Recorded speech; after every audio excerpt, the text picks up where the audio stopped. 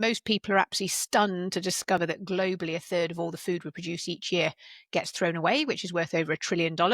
Alongside that, we have 800 million people who go to bed hungry every night. But it's the environmental impact that people least understand. I think because it's very easy to think that food comes from the ground. So when it returns to the ground, then that's fine. Like, what's the problem with food waste?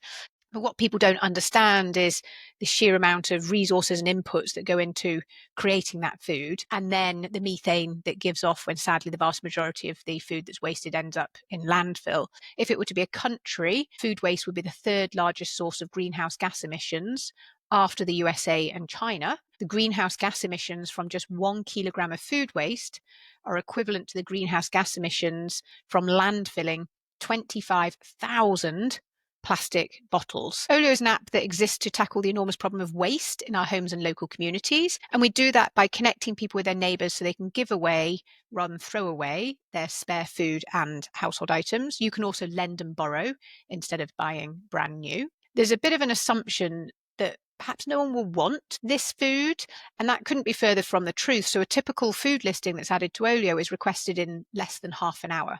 So I really encourage people, next time you decide to order in instead of eating what's in your fridge, just take the 10 seconds, which is all it requires, to give it away to someone in your local community, and in particular to try and play our part in solving the climate crisis. So next time you're going to throw away half a head of broccoli, just realize that you're having an environmental impact equivalent of lobbing thousands of plastic bottles into landfill, which I'm sure none of us would like to do.